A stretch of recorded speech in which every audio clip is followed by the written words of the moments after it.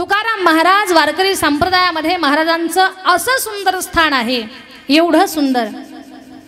ज्ञानदेवे रचिला पाया, उभारिले देवालया, नामातयाचा किंकर, जिने केला हा विस्तार.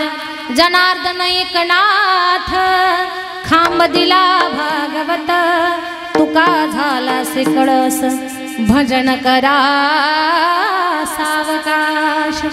तुका झाला से कळस, वारकरी संप्रदायाचा कळस जगद्गुरु तुकोबाराय आहेत. आणि संप्रदायाचा कळस होणं हे बोलणं एवढं सोपं नाही. अगदी आकार उकार वेलांटी काहीच नसलेले 3 अक्षरी शब्द, पण सगळ्यात महत्त्वाचा शब्द कळस. आणि या कळस शब्दामध्ये अगदी पूर्ण संप्रदायाचं मुख्य केंद्रबिंदू स्थान जगद्गुरु तुकोबाराय आहेत. वारकरी संप्रदायाचा कळस कोण आहेत? भालेगाव. वारकरी संप्रदायाचा कळस कोण आहेत? झोपल्या का काय? झोपल्या नाही ना तुम्ही? माझं बोलणं कळतं ना तुम्हाला? अरे तुमच्यासारखं नाही जमत मला बोलायला, काय करू मी त्याला आता? आमच्या तिकडचं बोलते, पण तुम्ही समजून घ्या आता. वारकरी संप्रदायाचा कळस म्हणजे जगद्गुरु तुकोबाराय आहेत. पण विचार करा थोडा, संप्रदायाचा कळस होण्यासाठी महाराजांना भक्ती किती करावी लागली असेल, काय महाराजांची तयारी असेल, किती त्यांनी उपासना केली असेल, किती भगवान परमात्माचं नामस्मरण केलं असेल. महाराज स्वतः एके ठिकाणी सांगतात, शिंक जांभळी खोकला, ही तुकाच वेळ वाया गेला. नाहीतर आमची अवस्था अशी आहे, माझी मज झाली अनावरवाचा, माझी मज झाली अनावरवाचा, माझी मज झाली अनावरवाचा, माझी मज झाली अनावरवाचा.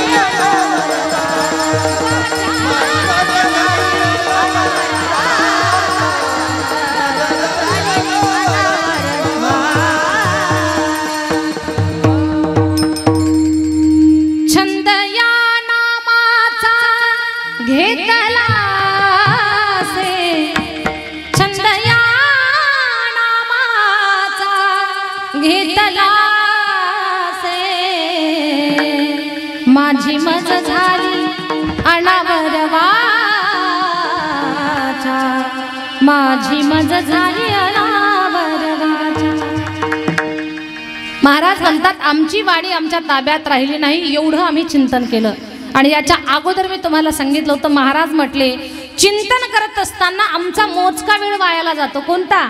शिंक जांभळी खोकला. आणि एवढाच ही तुकाची वेळ वाया गेला. एवढा वेळ जर वजा केला तर बाकी अखंड चिंतन. आणि एवढं चिंतन केलं म्हणून तुकोबाराय वारकरी संप्रदायाचा कळस झाले. आपण किती चिंतन करतो? हातात जपाची माळ घेऊन शिंक जांभळी खोकला आला तरच आपल्या तोंडाला देवाचं नाव येतंय. अदर वेळ आपला प्रपंचाच्या गप्पा. शिंक आली तर आच्छी राम, एकदा आठवला.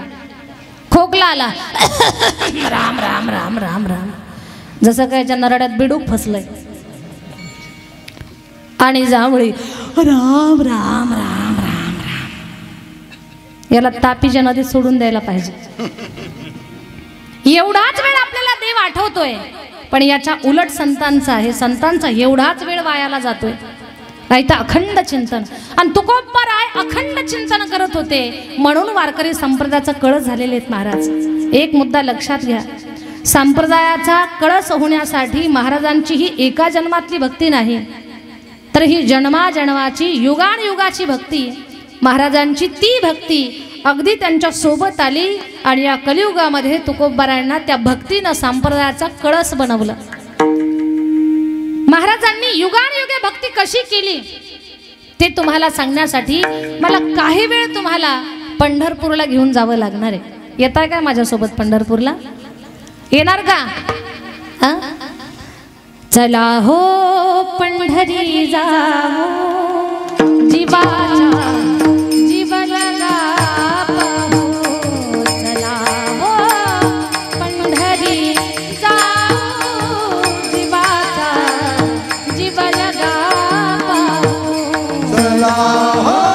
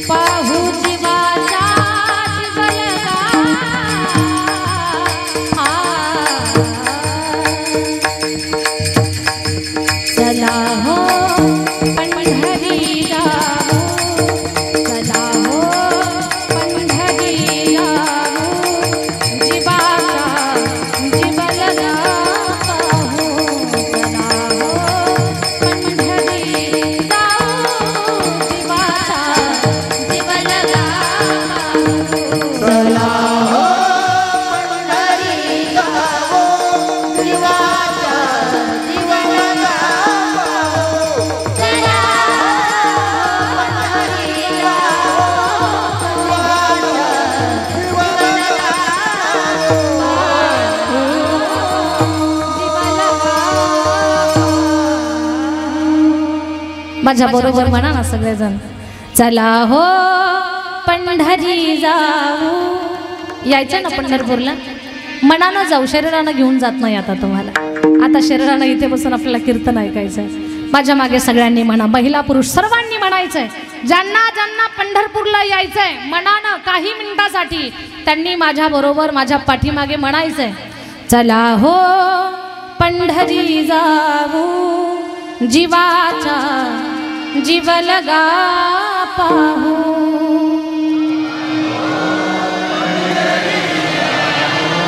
मोठ्यानं म्हणा. याच्यापेक्षा जोरात भजन करा, बॅटरी फुल असल्यासारखं. बॅटरी चार्जिंग केली असेल ना, जरा जोरात म्हणा. चला हो पंढरी जाऊ जीवाचा जीव लगा पाहू. चला हो जोरात मोठ्यानं, फार सुंदर, आणखी जोरात. चला हो पंढरी जाऊ जीवाचा जीव लगा पाहू. खूप धन्यवाद तुमचे, खूप खूप खूप धन्यवाद. अंतःकरणातून गायलं तुम्ही. आता जाऊ आपण पंढरपूरला. पण पंढरपूरला जाताना थोडी घाई करा, कारण आपल्याला पहाटेच्या वेळेमध्ये तिथे पोहोचायचं आहे. आपण निघालो पंढरपूरला, पण माझा बंट्या राहिला आणि माझा पप्या राहिला. या नादात आपल्याला थोडासा उशीर झाला. आपण सगळे गाडीमध्ये बसलो, आता पंढरपूरला निघालो. पंढरीच्या वाटेवर आपण सर्वजण चालतोय आणि पंढरपुरामध्ये आपण निघालो. पंढरपुरामध्ये जेव्हा आपण पोहोचलो ना, तिथे आपल्या अगोदर गच्च गर्दी होती. त्या पंढरपुरामध्ये प्रचंड गर्दी. किती गर्दी? वाळवंटापासून महाद्वारापर्यंत सुरवरांची दाटी उभे जोडोनी हात. प्रचंड गर्दी आहे. त्या गर्दीमध्ये साधू संतांचा सगळा मेळा. संत भार पंढरी, संत भार पंढरी, संत भार पंढरी, संत भार पंढरी. कीर्तना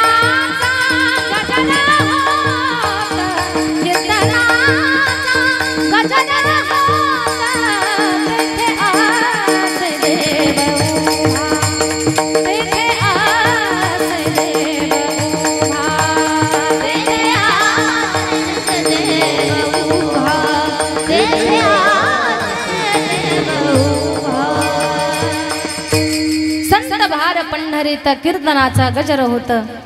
सर्व संतांची मांदियाळी त्या पंढरपूरच्या चंद्रभागेमध्ये, त्या चंद्रभागेच्या वाळवंटात, त्या गर्दीमध्ये आपल्याला पाय ठेवायला जागा नाही। आपण एकमेकाला म्हणायला लागलो कुणामुळे उशीर झाला, आता याची चर्चा बंद करायची आणि आपल्याला आता पांडुरंगाच्या रावळाकडे जायचंय। पण सांगू तुम्हाला, गर्दीमध्ये आपल्याला पाय ठेवायला जागा नसल्यामुळे आपण सगळे भालेगावकर एका कोनाड्यात बसलो बाजूला आणि दुरूनच पाहतोय आपण। आपल्यातली कोणीतरी आजीबाई म्हटली, बाई किती संतांची गर्दी आहे इथं। दुसरी आजीबाई म्हटली, ताई तुला माहितीये का त्या गर्दीमध्ये कोण कोण आहे? म्हणे कोण आहे त्या गर्दीमध्ये? शुक सनकादिक नारद तुंबर भक्तांच्या कोटी, कवाडा आडोनी पाहताती लगजेटी। त्या कोठी माणसं आहे, शुक सनकादिक नारद तुंबर भक्तांच्या कोटी। आणि या सगळ्या संतांच्या मेळामध्ये अतिशय चंचल प्रवृत्तीचे संत म्हणजे संत नारदजी। या नारदजीचा पाय एका जागेवर थांबत नाही। नारदजी म्हणजे ते नाही का शेंडे हलवून भजन करतात, ते विणा वाजवतात, शेंडे हलवून भजन करतात, जिथे नाही तिथे कळ लावतात, भांडणं लावतात, असे ते बाबा नाव त्यांचं। भेट झाली का तुमची? नाही। तर ते नारदजी त्यांना एका जागेवर काही थांबवत नाही। मग ते गडबड करायला लागले। महाद्वार तर बंद होतं, महाद्वार बंद आहे आणि महाद्वारावर ते थाप मारायला लागले। भगवान दरवाजा उघडा, प्रचंड गर्दी झाली, या गर्दीमध्ये मला त्या ठिकाणी गर्दी सहन होईनाय, दरवाजा उघडा, तुमचं दर्शन घेऊ द्या, निघू द्या आम्हाला। तिथे नारदजी त्या दरवाजावर थाप मारू लागले आणि सारखं म्हणतात, भगवान दरवाजा उघडा। माझ्या नाथांच्या भाषेमध्ये सांगेन मी तुम्हाला, नारदजी काय म्हणत होते? दारू घड बाई आता दारू घड, दारू घड बाई आता दारू घड बाई आता दारू घड बाई आता दारू घड बाई आता दारू घड बाई आता दारू घड बाई आता दारू घड बाई आता दारू घड बाई आता दारू घड बाई आता दारू घड बाई आता दारू घड बाई आता। हे बाकीचे म्हटले पंढरपूर निवासिनी, आपल्यातले एका आजोबानं सूर काढला, काय म्हटले? ए भालेगाव निवासिनी, दारू घड दारू घड दारू घड दारू घड दारू घड बाई आता दारू घड बाई आता दारू घड बाई आता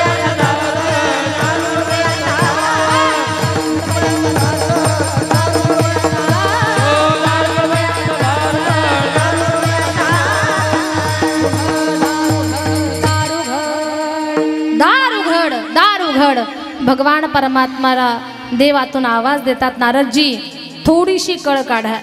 म्हणे कळी लावणारा हा बाबा, याला कसली कळ निघते? भगवान पटकन दरवाजा उघडा, 3 तास झाले, 1 प्रहर पूर्ण झाला, आम्ही या महाद्वारात उभे आहोत, दार उघडा। भगवान परमात्माला आग्रह करतात, उढा पांडुरंगा प्रभात समयो पातला, वैष्णवांचा मेळा गरुडा पायी दरवाजा उघडा। आणि भगवान काही वेळानं दरवाजा उघडतात, तो लख प्रकाश पडला, सहस्त्र दिव्यांचा तो प्रकाश बाहेर आला। नारदजीनं असं डोळे झाकले, म्हणे देवा एवढा उजेड कशाचा आहे? म्हणे दिवे लावलेले आहेत। म्हणे दिवाळी नाही ना, असे दिवे कसे? म्हणे हे पूजेचे दिवे आहेत, पूजा करताना एवढे दिवे लावतात, एवढा दिव्यांचा प्रकाश करण्यासाठी असा कोणता मोठा देव आहे? नारदजी तुम्ही जाऊन पहा ना, माझ्या देव्हाऱ्यामध्ये कोण आहे? वीणा वाजवणारे, शेंडी हलवून भजन करणारे नारद बाबा देवाच्या देवघराकडे आले आणि देवाचं देवघर जेव्हा पाहिलं, सगळ्याला रडवणाऱ्या नारदजीच्या डोळ्यात आसू आले। नारदजी रडायला लागले। नारदजीला मोठा देव सापडला तिथे त्या देवघरात, म्हणून रडत होते का? नारदजीच्या रडण्याचं कारण एक होतं, नारदजीनं जेव्हा देवाचा देव्हारा पाहिला तेव्हा नारदजीचं अंतकरण भरून आलं। देवाला 2 हात जोडले, देवा कुणाची पूजा करता? भगवान म्हटले नारदजी तुम्ही तर पाहिलंय ना कुणाची पूजा करतो मी. प्रल्हाद नारद पराशर पुंडरीक व्यासांबरीश शुक शौनक भीष्मदालभ्या रुक्मांगदार्जुन वशिष्ठ विभीषणादिन पुण्यालैनां कथा परम भागवतां नमामि. प्रल्हाद नारद पराशर पुंडरीक व्यासांबरीश शुक शौनक भीष्म बकदालभ्यान. आता हे प्रल्हाद नारद पराशर पुंडरीक हे देवाची नाव आहेत का भक्तांची नाव आहेत? हे भक्तांची नाव आहेत. नारदजी उच्चार करतात प्रल्हाद नारद पराशर पुंडरीक. ह्या सगळ्या भक्तांच्या मूर्त्या देवाच्या देवघरामध्ये होत्या आणि ह्या मूर्त्या पाहिल्या नारदजीच्या डोळ्याला आसू आली. नारदजी म्हटले भगवान तुम्ही तर आम्हा भक्तांची पूजा करता. हो नारदा मी माझ्या भक्ताची पूजा करतो. सगळं जग माझी पूजा करत असेल पण मी तुमची पूजा करतो कारण मला माझ्याही पेक्षा माझे भक्त प्रिय आहेत आणि मी भक्ताची सेवा करत राहतो. आता मी मंदिरात गेले आणि तुमच्या मंदिरावर बोर्ड वाचला नाहं वसामि वैकुंठे योगिनां हृदये रवो मद्भक्त यत्र गायन्ति तत्र तिष्ठामि नारदा. माझे भक्त गाती जेथे नारदा मी उभा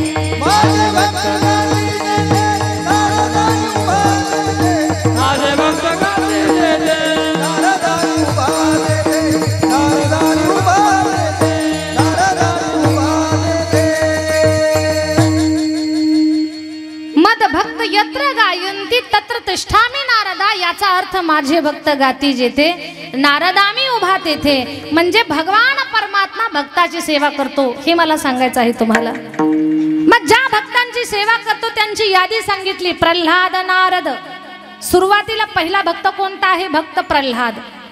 हा भक्त प्रल्हाद या सत्ययुगामध्ये भगवान परमात्माची अशी भक्ती केली की भगवान परमात्माला नरसिंह रूप धारण करावं लागलं.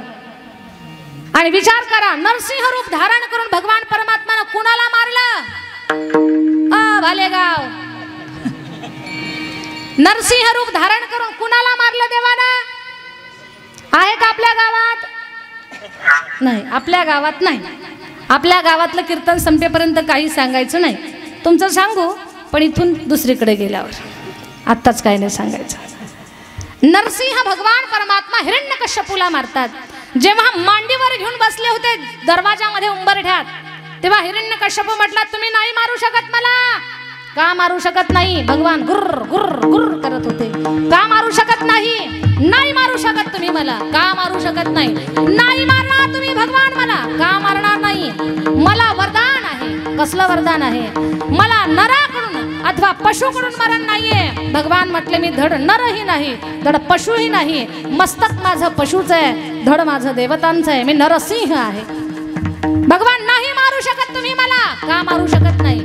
मला दिवसा मरण नाही रात्री मरण नाही. भगवान म्हटले बरोबर आहे तुझं. मी तुला दिवसा आणि रात्री मारत नाही. आता ही सायंकाळची वेळ आहे. याला धड दिवस किंवा धड रात्र म्हणता येत नाही. सायंकाळच्या वेळेला तुला मारणार आहे. नाही मारू शकत भगवान तुम्ही मला.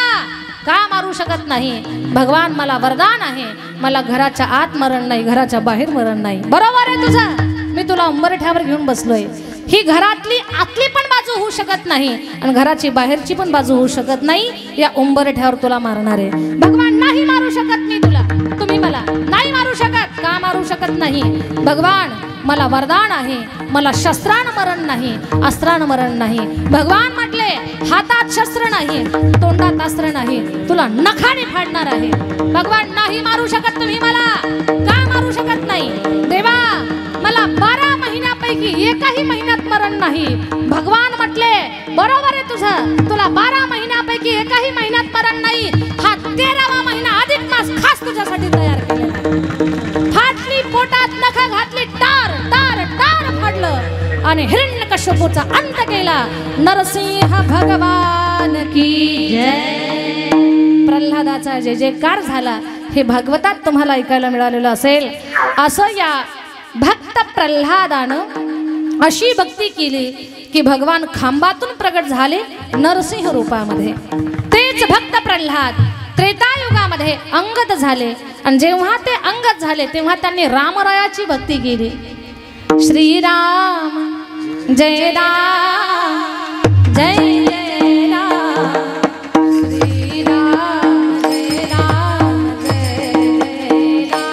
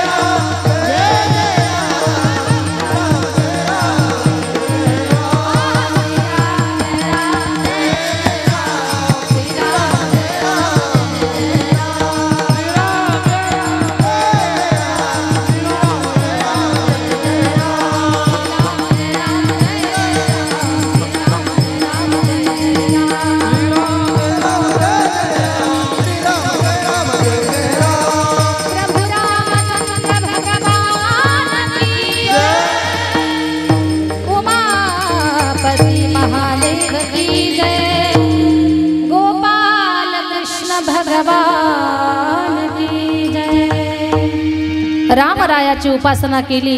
कोणत्या रूपात? अंगद रूपामध्ये. ही झाली त्रेतायुगातली भक्ती.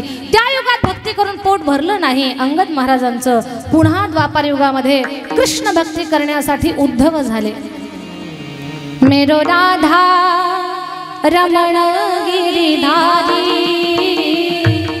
गिरिधारी श्याम बनवारी. कृष्ण भक्ती केली. कृष्ण भक्ती करून पोट भरलं नाही. पुन्हा कलियुगामध्ये माझे भगवान जेव्हा पांडुरंग रूपात पंढरपूरला उभे राहिले तेव्हा तेच उद्धवजी नामदेव रूपानं आले. नामदेवाच्या रूपामध्ये भक्ती केली. नामदेव रूपात भक्ती करून पोट भरलं नाही नामदेवरायांचं. जगद्गुरु तुका अवतार नामयाचा संप्रदाय सकाळाचा इथोनिया. तेच नामदेव महाराज तुकोबाराय रूपामध्ये आले आणि असा भक्तीचा झेंडा फडकवला की वारकरी संप्रदायाचा कळस झाले. आता लक्षात घ्या, युगानयुगाची पिढ्यानपिढ्याची आणि अनेक जन्माची भक्तीचं गाठोडं घेऊन तुकोबाराय एकत्र आले. त्यावेळेला या कलियुगात वारकरी संप्रदायाचा कळस झाले. कळस होणं बोलणं एवढं सोपं नाही. आपण घराचे काढलेले कळस खाली मोडून टाकतो, पण तुकोबारायांना वारकरी संप्रदायाचा कळस त्या ठिकाणी बनलेले आहेत. याच्यासाठी तुकोबारायांची जन्मोजन्मीची भक्ती एकत्र आलेली आहे. असे वारकरी संप्रदायाचा कळस असणारे जगद्गुरु तुकोबाराया एक दिवस त्यांच्या मनात एक भाव जागा झाला की आपण जगाला थोड्याशा हिताच्या गोष्टी सांगू. महाराजांनी अभंगाच्या पहिल्या चरणात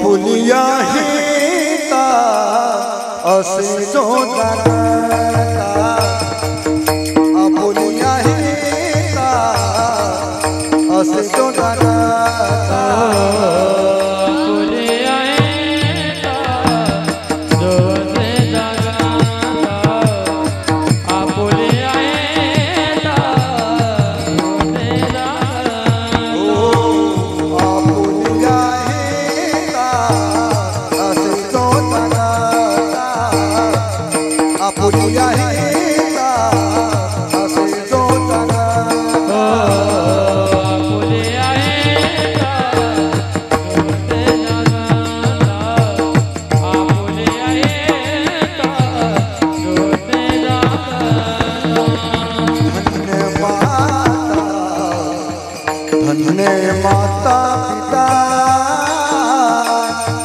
ओ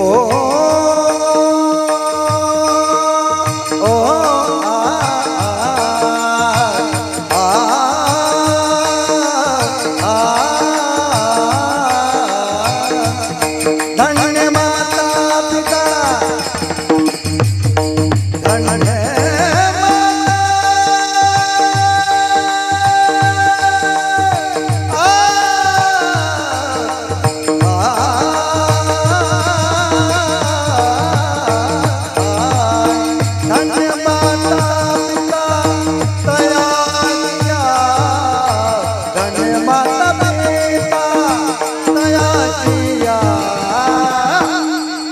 धन्य कन्या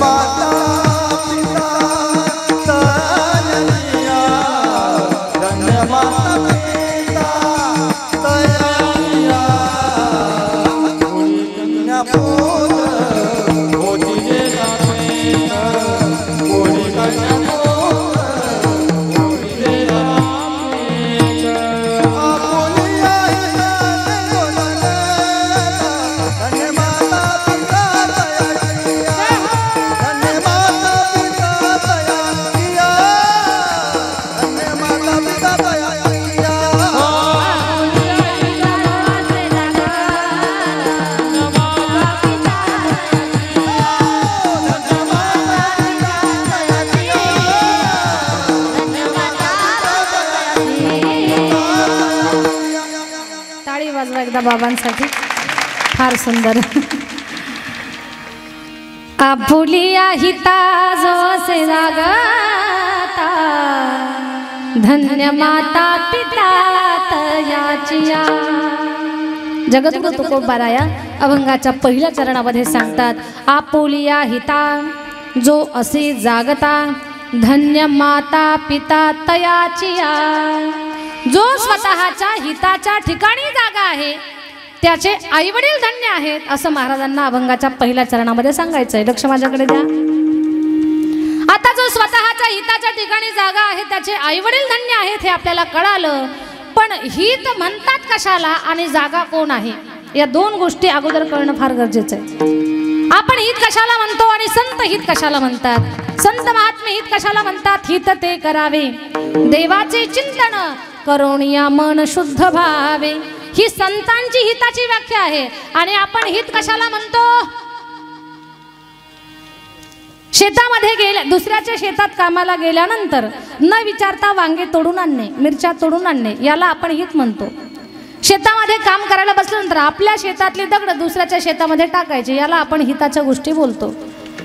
शेजारीने आपली गैरहजर आहे, आपल्याला दारामध्ये सडा टाकायचा आहे, आपल्या गोठ्यामध्ये शेण नाही, मग शेजारणीची नजर चुकून तिच्या उकिरड्यावरचं शेण आणायचं आणि आपल्या घराला सारवून घ्यायचं, याला आपण हिताच्या गोष्टी म्हणतो. कीर्तनाला गेल्यानंतर चांगली चप्पल घालून पायात घरी जाऊन निवांत आराम करणे याला आपण हित म्हणतो. ह्या आपल्या हिताच्या व्याख्या आहेत, पण संत या गोष्टीला हित म्हणत नाहीत. साधू संत महात्मे जो व्यक्ती परमार्थामध्ये तत्पर आहे तो हिताच्या ठिकाणी जागा आहे. कोणत्या माणसाला हित कळालेलं आहे, दादा ज्याचे डोळे भगवान परमात्माचं रूप पाहण्यामध्ये मग्न झालेले आहेत त्याचे डोळे धन्य आहेत. ज्या व्यक्तीचे कान भगवान परमात्माची कीर्ती ऐकतात त्या व्यक्तीचे कान धन्य आहेत. ज्या माणसाचं तोंड भगवान परमात्माचं गुणगान गात आहे समजावं तो व्यक्ती स्वतःच्या हिताच्या ठिकाणी जागा आहे. ज्याचे पाय पदयात्रा करतात, तीर्थयात्रेला चालत जातात, पंढरपूरची वारी करतात, समजावं त्या व्यक्तीचे पाय हिताच्या ठिकाणी जागे आहेत. जे हात धर्म करतात, सत्कर्म करतात, सेवा करतात, उपासना करतात, मदत करतात, ते हात सुद्धा त्या ठिकाणी हिताच्या ठिकाणी जागे आहेत. आणि याच सर्व इंद्रियांच्या माध्यमातून जो चुकीचे कर्म करतो, समजावं तो जागा असून अज्ञानाच्या झोपेमध्ये आहे. महात्मा गांधींच्या आश्रमामध्ये 3 माकडं होती. महात्मा गांधीजींच्या आश्रमात 3 माकडं होती. त्या 3 माकडांच्या मूर्तीकडे पाहिल्यानंतर ते 3 मूर्त्या जगाला वेगळा वेगळा संदेश देत होत्या. एका मूर्तीमध्ये माकडांनी डोळ्याला हात लावलेले आहेत, एका मूर्तीमध्ये माकडांनी कानावर हात दिलेले आहेत आणि एका मूर्तीमध्ये माकडाच्या तोंडावरती हात आहेत. याचा अर्थ काय? ज्या मूर्तीच्या तोंडावर हात आहे ती मूर्ती जगाला संदेश देते, वाईट बोलू नका. ज्या मूर्तीनं कानावर हात दाबलेले आहेत ती मूर्ती सांगते आपल्याला वाईट ऐकू नका. ज्या मूर्तीनं डोळ्यावर हात ठेवलेले आहेत ती मूर्ती सांगते वाईट पाहू नका. हे महात्मा गांधीच्या आश्रमामध्ये असणाऱ्या 3 माकडांच्या मूर्त्यांनी समाजाला दिलेला हा संदेश आहे. मग आपल्या संतांना सुद्धा ते सांगायचं आहे. साधू संत महात्मे म्हणतात, बाबा रे, इंद्रियांचा सदुपयोग म्हणजे तो व्यक्ती स्वतःच्या हिताच्या ठिकाणी जागा असणं आहे. ज्या माणसाची पावलं पंढरपूरच्या वारीला निघाली त्या व्यक्तीचं जीवन धन्य आहे. आणि ज्याची पावलं नको तिकडे गेली, कुठे?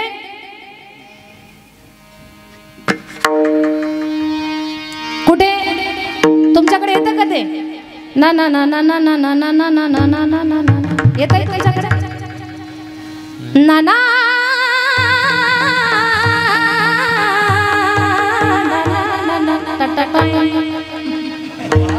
हे येतंय का तुमच्याकडं? नाही इकडं. भाग्यवान आहात तुम्ही. पहिलं येत होतं, पहिलं येत होतं म्हणजे यांना अनुभव असेल. पहिलं येत असेल, आता येत नाही. पण जुन्या माणसं जरा माना काय हलवू नका. मला एकच सांगायचं, ज्याची पावलं इकडे जातात ना, समजावं तो खऱ्या अर्थानं अज्ञानाच्या झोपेमध्ये आहे. दादा, स्वतःच्या हिताच्या ठिकाणी जो जागा आहे, जागा म्हणजे काय, ज्याला परमार्थ कळतोय. आता जागा रे भाईनो जागा. कशासाठी जागा? उठा जागे भारे आता, स्मरण करा पंढरी नाथा, भावे चरणी ठेवा माथा, चुकवी व्यथा जन्मा. जो या जन्म मरणाच्या फेऱ्यातून बाहेर पडण्यासाठी सदा सजग आहे, सज्ज आहे, तो व्यक्ती हिताच्या ठिकाणी जागा आहे. आणि अशी जी मुलं आहेत त्यांचे आई वडील धन्य आहेत. सावता महाराजांच्या मूर्तीकडे पाहिलं आणि नामदेवरायांच्या तोंडून शब्द बाहेर पडले, धन्य त्याची माता, धन्य त्याचा पिता, धन्य त्याची माता, धन्य त्याचा पिता, धन्य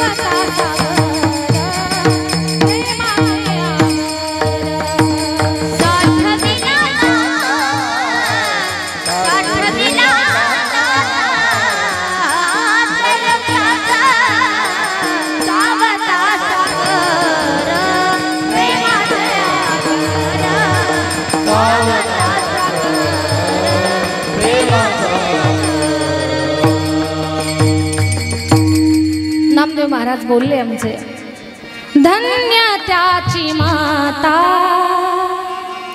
धन्य त्याचा पिता. कशासाठी? साठविला दाता त्रैलोक्याचा,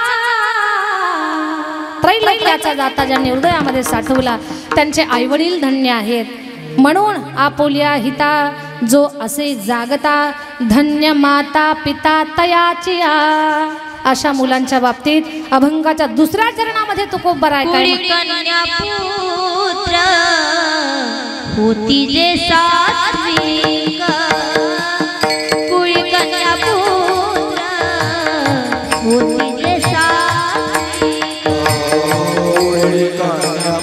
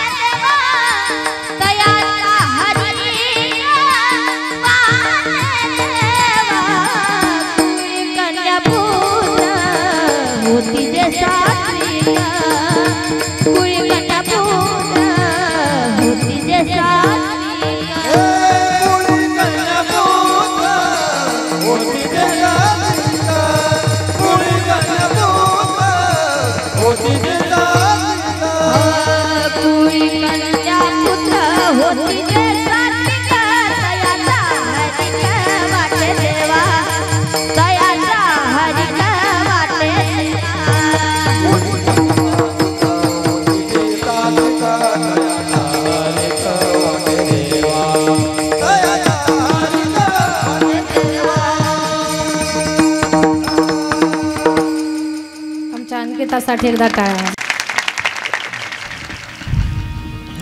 कुळी कन्या पुत्र होती जे सात्विक तयाचा हरिक वाटे देवा. अभंगाच्या दुसऱ्या चरणामध्ये जगद्गुरु तुकोबाराया सांगतात की ज्या घराण्यामध्ये ज्या कुळामध्ये चांगला मुलगा आणि चांगली मुलगी जन्माला आलेली आहे, कुळी कन्या आणि पुत्र होती जे सात्विक तयाचा हरिक, त्याचा आनंद कुणाला होतोय? विश्वाच्या मालकाला. पण ती मुलं कशी असली पाहिजेत? कुळी कन्या पुत्र होती जे सात्विक. सात्विक प्रवृत्तीची मुलं एखाद्या घराण्यामध्ये जन्माला आली तर त्या घराण्याचा त्या मुलाचा आनंद विश्वाच्या मालकाला होतोय. पण घराण्यात मुलं चांगली जन्माला येण्यासाठी अगोदर आपण काय केलं पाहिजे त्याचा थोडासा विचार आपण करू.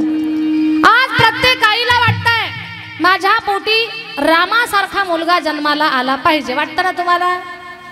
अय बालेगाव, वाटतं का नाही? आपल्या पोटी रामासारखा मुलगा जन्माला यावा असं वाटतं ना? हा, म्हणा एकदा जोरात, प्रभू रामचंद्र भगवान की. आवाज कमी आलाय, मोठ्यानं. प्रभू रामचंद्र भगवान की. रावण महाराज की. काय करायला लागले तुम्ही असं? असं करू नका. हा, जे जे कर चुकीचा होतोय हा, याचा अर्थ तुम्ही कीर्तनात सावध नाहीत वाटतं. ऐका, रामासारखा मुलगा आपल्या पोटी जन्माला यावा का रावण यावा? कोण पाहिजे? रामासारखा. आपल्या पोटी कृष्णासारखा, ज्ञानोबाराय तुकोबारायांच्या सारखा असा पुत्र जन्माला यावा अशी प्रत्येक आईची इच्छा आहे. आपल्या पोटी छत्रपती शिवरायांच्या सारखं रत्न, स्वामी विवेकानंदासारखं रत्न आपल्या पोटी जन्माला यावं असं प्रत्येक आईचं स्वप्न आहे. पण आपलं स्वप्न का पूर्ण होत नाही याचा विचार आपण कधी केलाय? दादा, राम अजूनही येतील, छत्रपती शिवाजी महाराज पुन्हा येतील, पण त्याच्यासाठी माँ कौसल्या आणि माँ जिजाऊ येणं फार गरजेचं आहे. जोपर्यंत जिजाऊचं येणं नाही, जोपर्यंत माई कौसल्याचं येणं नाही, जोपर्यंत राजा दशरथ आणि महाराज शहाजी राजे यांचं येणं नाही, तोपर्यंत राम आणि शिवराय कशी येतील इकडे? त्याच्यासाठी अगोदर आपण तयार असणं, किंवा आपण भक्तीच्या पथावरती ज्या विचारात ती लोक होती त्या विचाराची सरणी आपल्या आचरणात असणं फार गरजेचं आहे. थोडासा विचार करा. चांगली मुलं निवडण्यासाठी शास्त्र सांगते 4 प्रकारचं पुण्य आणि संस्कार या 2 गोष्टींची गरज आहे. चांगला मुलगा जन्माला येण्यासाठी 4 प्रकारचं पुण्य लागतं. काय लागतं? सुशीलो मातृपुण्येन, पितृपुण्येन चतुरता, उदारो वंशपुण्येन, आत्मपुण्येन सभाग्यता. मुलगा सुशील निघाला त्याच्या आईचं पुण्य आहे. मुलगा चतुर निघाला त्याच्या वडिलांचं पुण्य आहे. मुलगा उदार निघाला त्याच्या वंशाचं पुण्य आहे. आणि मुलगा भाग्यवान निघाला ते त्याच्या स्वतःचं पुण्य आहे. हे 4 पुण्य जेव्हा एकत्र येतात तेव्हा चांगलं व्यक्तिमत्व साकारलं जातं. आणि चांगला मुलगा निवडण्यासाठी पुण्य आणि संस्कार या 2 गोष्टींची गरज. याच्या उलट समाजामध्ये जर वाईट मुलगा आपल्या नजरेसमोर आला की रोज जो धाब्यावर जातो, मोठ्यांचा आव्हान करतो, जो आपल्या धर्मात जन्माला येऊन सुद्धा धर्मविरोधी कार्य करतो, समजावा अशा मुलाच्या ठिकाणी 4 प्रकारचं पाप एकत्र आलं. उन्मादो मातृदोषेन, पितृदोषेन मूर्खता, कार्पण्य वंशदोषेन, कर्मदोषात दरिद्रता. मुलगा उन्मत्त जन्माला आला त्याच्या आईचा दोष आहे. मुलगा मूर्ख जन्माला आला त्याच्या वडिलांचा दोष आहे. मुलगा कंजूस जन्माला आला, समजावा याच्या वंशावळीत कुणी उष्ट्या हातानं कावळा सुद्धा आणला नाही. यांनी सप्ते खाल्ले, बारशे खाल्ले, 10वे सुद्धा सोडले नाही लोकांचे, पण यांनी काही कुणाला दान केलेलं नाही. असं जर असेल तर तो मुलगा कंजूस निवडतो त्या वंशावळीमध्ये. आणि मुलगा जर दरिद्री निवडला तर समजावं तो त्याच्या स्वतःचा दोष आहे. ह्या 4 प्रकारच्या पापानं अशी मुलं निवडल्या जातात, पण पुण्याईनं चांगली मुलं निवडल्या जातात. रोज फिरतो आम्ही, तऱ्हेतऱ्हेची मुलं पाहायला मिळतात. काहींना तर काहीच कळत नाही. आपलं इथलं तरुण मंडळ खूप चांगलं म्हणावं लागेल. त्यांना कीर्तनाची गोडी आहे, उत्साह आहे, कीर्तनात बसलेत तरी. नाही तर तरुणाची गर्दी कीर्तनात कधी नसते, नको तिकडे असते. आपले इथले चांगले आहेत, पण रोज फिरत असताना आम्हाला अनुभवाला येतं काही ठिकाणी एवढी विचित्र मुलं पाहायला मिळतात. त्या लेकरांचं नावच ते. कदाचित यूट्यूबला माझ्याच तोंडून ते उदाहरण तुम्ही ऐकलं असेल. पुन्हा एकदा सगळ्यांनी लक्षपूर्वक ऐका. समाजामध्ये फिरत असताना अशी पुण्य आणि संस्काराच्या अभावानं त्या ठिकाणी दिसलेली मुलं आपल्याला पाहायला मिळतात की ज्यांच्याकडे पुण्य पण नाही आणि संस्कार पण नाही. एका गावामध्ये पाटलाला म्हातारपणी 2 लेकरं झाली. आता ती म्हातारपणी झाल्यामुळं लाडाची होती फार. एवढी लाडकी होती, पण घराची लाडकी गावाला परेशान केलेलं. कुणाच्या खिडकीवर दगड टाक, कुणाच्या पत्र्यावर दगड फेक, कुणाची बकरी सोडून दे, कुणाची म्हैस सोडून दे, एखाद्या म्हाताऱ्या माणसाच्या हातातली काठी हिसकावून घेऊन पळून जा, पाणी भरणाऱ्या स्त्रियांना दगड मार. एवढी विचित्र होती, अख्ख्या गावाच्या डोक्यात बसलेली. गावकरी म्हणायचे ही लेकरं आउटसाईडला सापडली नाही का ठोक्यात खाली पाडायचे, हे गावकऱ्यांच्या डोक्यात. पण ती लेकरं काही हाताला लागत नव्हती, चौकात काही त्यांना मारता येत नव्हतं. का? लेकरं होती पाटलाची. योगायोगाचा त्या गावामध्ये एकादशीला कीर्तन झालं दुपारच्या वेळेला. कीर्तन झाल्यानंतर पाटील बुवा कीर्तन ऐकायला बसलेले होते. कीर्तन संपल्यानंतर पाटलांनी त्या कीर्तनकार महाराजांची भेट घेतली. म्हणजे महाराज काय सुंदर कीर्तन केलं तुम्ही, तुमचं कीर्तन ऐकून मन प्रसन्न झालं. आता एक विनंती आहे, आमच्या घरी चहा प्यायला चाला. महाराजांनी विचार केला अख्ख्या गावाचं मन मोडावं, पण पाटलाचं मन मोडू नये, कारण पुन्हा कधीतरी या गावात यायचं आहे आपल्याला.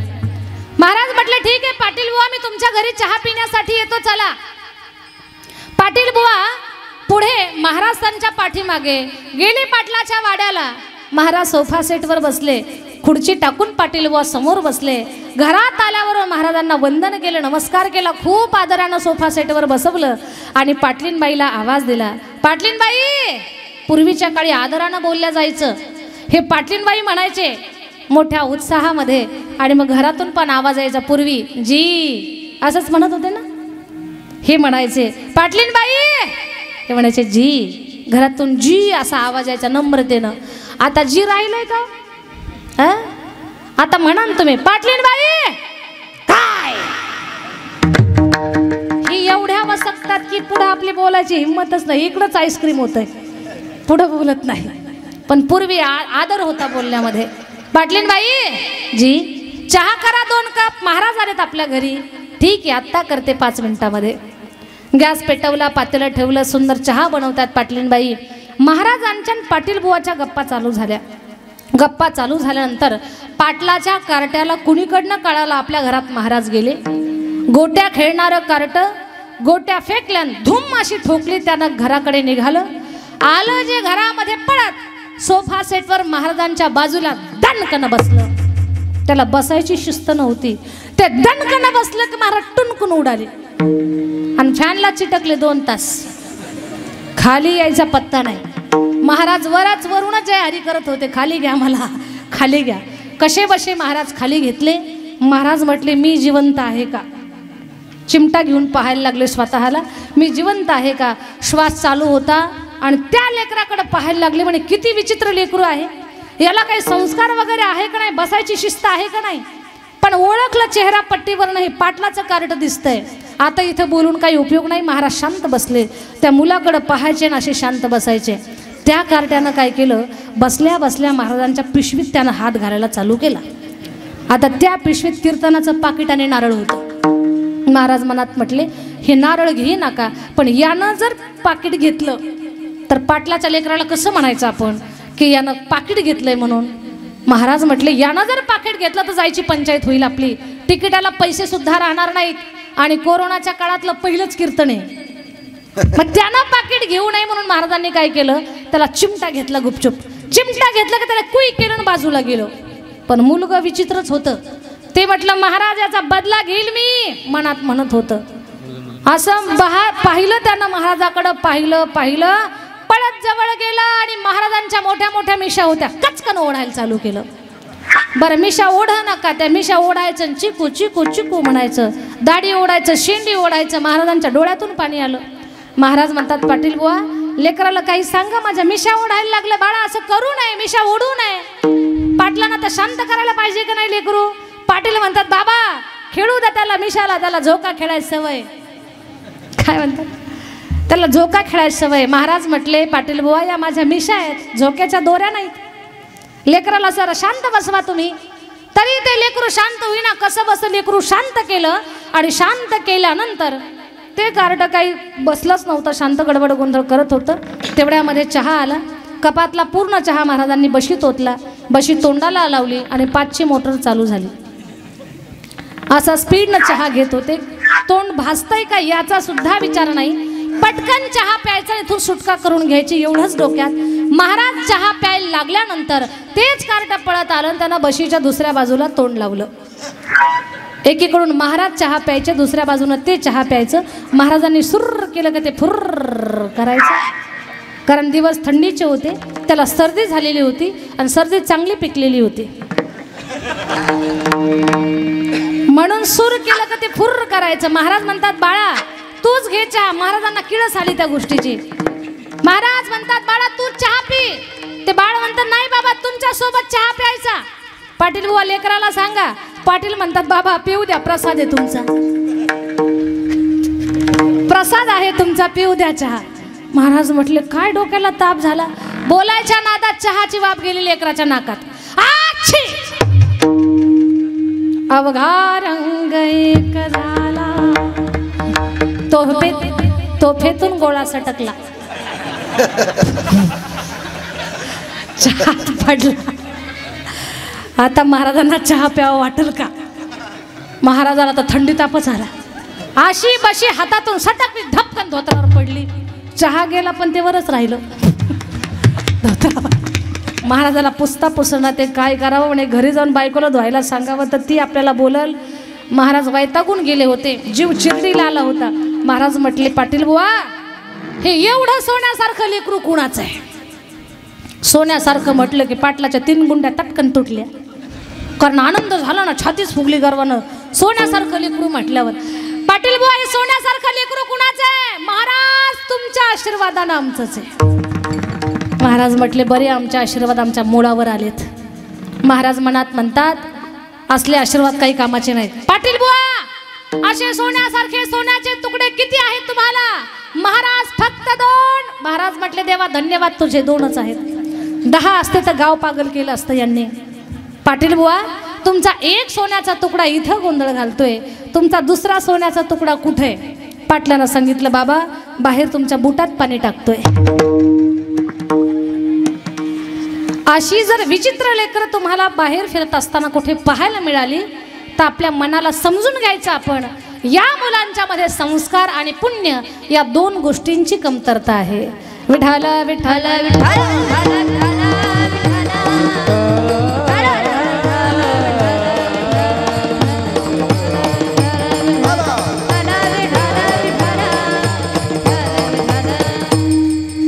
याला काय म्हणायचं, कुठेतरी संस्काराचा अभाव आहे.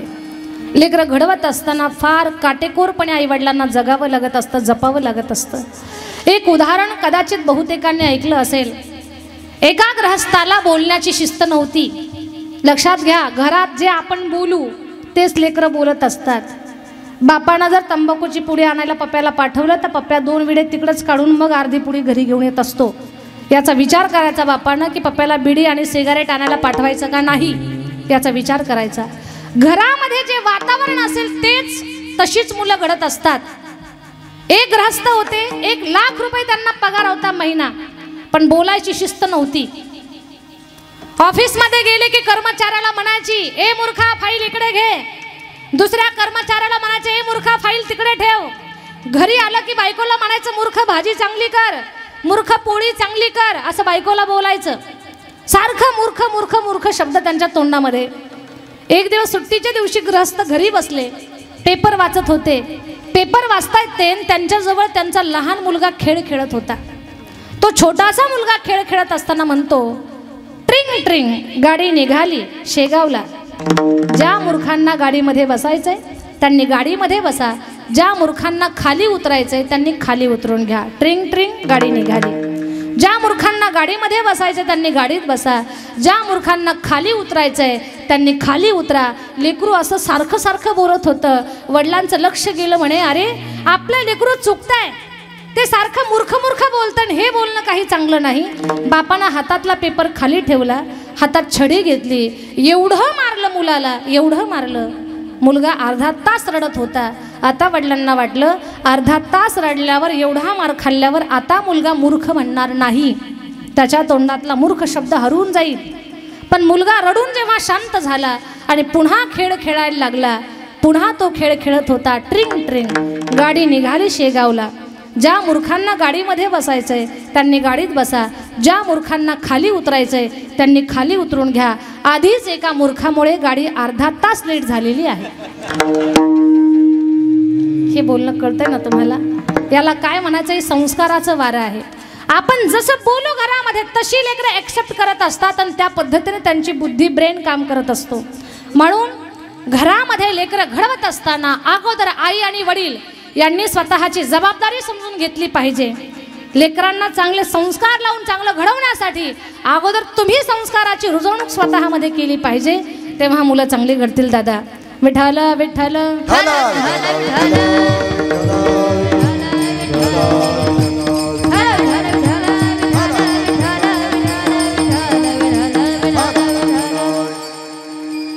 म्हणून मुलाला किंवा मुलीला घडवत असताना आई आणि वडील दोघांची फार मोठी जबाबदारी आहे, फार मोठी जबाबदारी. इथे महाराज तेच सांगतात, कुळी कन्या पुत्र होती जे सात्विक. अगोदर कन्येला प्रथम मान दिलेला आहे महाराजांनी. कोणत्या कन्येचा आनंद विश्वाच्या मालकाला होतोय बरं का? कोणत्या मुलीचा आनंद जगाच्या बापाला होतोय ती मुलगी मी तुम्हाला समजावून सांगेल. आपल्या मुलीला घडवत असताना आईनं थोडंसं जबाबदारीनं राहणं गरजेचं आहे. आई जर खांद्यावरचा पदर डोक्यावर घेत नसेल तर तुमची मुलगी ओढणी घेणार नाही. ही गोष्ट लक्षात घ्या बरं का. आई जर खांद्यावरचा पदर डोक्यावर घेत नसेल तर मुलीला बाई ओढणी घे सांगायचं कुणी? म्हणून मुलगी घडवत असताना आईनं थोडंसं जागरूक असलं पाहिजे. आपली मुलगी कपडे कसे घालते, आपल्या मुलीच्या हातामध्ये 24 तास मोबाईल आहे, त्या मोबाईलवरती ती अभ्यासच करते का चित्रपट पाहते, हेही तुम्ही पाहिलं पाहिजे. या सगळ्या गोष्टी जाणून घ्या. काळ फार कठीण आहे. जगात काय चाललंय मोबाईलवर, टीव्हीवर, रेडिओवरती आपण वर्तमानपत्रात रोज वाचतोय. याचा विचार करून पुढे आपल्याला ठेच लागू नये याच्यासाठी थोडंसं जाणीवपूर्वक काळजीपूर्वक विचारानं आपल्याला जगणं फार गरजेचं आहे. मुलींना शिकवा, त्यांना मोठं करा, पण शिकवत असताना त्यांना घडवत असताना समाजातला एक महत्त्वाचा घटक बनवत असताना आपली मुलगी संत विचारानं थोडीशी जगते का, तिला संस्कृती कळते का, याही गोष्टी आपण जाणून घेतल्या पाहिजेत. एक गोष्ट लक्षात घ्या, मुलगी अशी असावी, कन्या तरी ऐसी देई जैसी मीरा मुक्ताबाई. अशी मुलगी दे भगवान, किती संत मीराबाई सारखी असली पाहिजे, जनाबाई सारखी असली पाहिजे, मुक्ताबाई सारखी असली पाहिजे. मंदिरामध्ये जायचं, 2 हात जोडायचे देवाला, देवा खूप नाही दिले तरी चालतील, एकच दे, पण ते लाखात एक असले पाहिजे. मग ती मुलगी असू दे अथवा मुलगा असू दे, पण असं असलं पाहिजे आमचं लेकरू की त्याचं कौतुक गावानं नाही, तालुक्यानं नाही, अख्ख्या देशानं केलं पाहिजे. असं लेकरू आमच्या पोटी जन्माला घाल. पण ते मूल आमच्या पोटी जन्माला घाल देवा. देवाला जसं मागणं मागताना तसं त्याला घडवण्यासाठी सुद्धा आपण प्रयत्न केले पाहिजे. असं कन्यारत्न जन्माला आलं राजस्थानच्या त्या रीतीमध्ये. असं कन्यारत्न जन्माला आलं, राजघराण्याचं वैभव, पण वैराग्यवती झाली माझी संत मीराबाई. राधेची भक्ती आणि मीराबाईची भक्ती दोघींची तुलना केली. मीरा के प्रभु, मीरा के प्रभु गिरिधर राधा के मनमोह. ऐका, राधा श्रृंगार मीरा बन गई जो गगन, एक रानी एक दासी दोनों प्रेम की प्यासी, अंतर दोनों की भक्ति में बोलो, अंतर दोनों की प्रीत में बोलो, एक जीत न मानी, एक हार न मानी, एक प्रेम दीवानी, एक तरस दीवानी, एक प्रेम दीवानी, एक तरस दीवानी. लक्ष द्या माझ्याकडे. संत मीराबाईला घरी काही कमी नाही दादा. तिनं एक जर रत्नाचा हार मागितला ना, तर हजारो रत्नांचे हार तिच्यासाठी हजर होतील. तिनं एक मखमली वस्त्र मागू द्या, वस्त्रांचा ढीग तिच्या समोर लागेल. तिनं एक पायातला जोडा मागू द्या, तिच्या तळव्यांना अगदी गुलाबाच्या पाकळ्या तिच्या पायाखाली अंथरल्या जातील. एवढी राजवैभवातली कन्या संत मीराबाई. पण त्या संत मीराबाईला शृंगारामध्ये कधीच रस आला नाही. संत मीराबाईला असं कधीच वाटलं नाही आपण चमचमीत झगझगीत असं कुठलं तरी वस्त्र, भरजरी वस्त्र अंगावर घालावं की त्याच्यात हिरे माणिक मोती लागलेले आहेत, असं त्या संत मीराबाईला कधीच वाटलं नाही. संत मीराबाईला अलंकार अंगावरती घालावेत असं कधी वाटलं नाही. 500 रुपये रोजावरती शेतात काम करणारा बाप असतो, फाटकं पागोट अंगाला डोक्याला गुंडाळलेला, फाटकं धोतर कमरेला गुंडाळलेला, 500 रुपये रोजावरती शेतात काम करतो, पण त्याच्या मुलीच्या हातात 15,000चा मोबाईल काय करायचा. याचा विचार करा थोडा की आपला बाप काय करतोय आणि आपण काय करतोय. जिच्याकडे सगळं होतं तिला त्या हिऱ्या माणिक मोत्यामध्ये आनंद नव्हता. संत मीराबाईला आनंद कशामध्ये होता? भजनामध्ये. गोविंद गोविंद मना लागलिया छंद, लागलिया छंद मना, लागलिया छंद, लागलिया छंद मना, लागलिया छंद. गोविंद गोविंद मना लागलिया छंद. अखंड चिंतन करत होत्या संत मीराबाई. काय चिंतन करत होत्या? गोविंद मेरो है, गोपाल मेरो है, गोविंद मेरो है, गोपाल मेरो है, गोविंद मेरो है, गोपाल मेरो है, गोविंद मेरो है, गोपाल मेरो है. बोल राधा रमण नंदलाल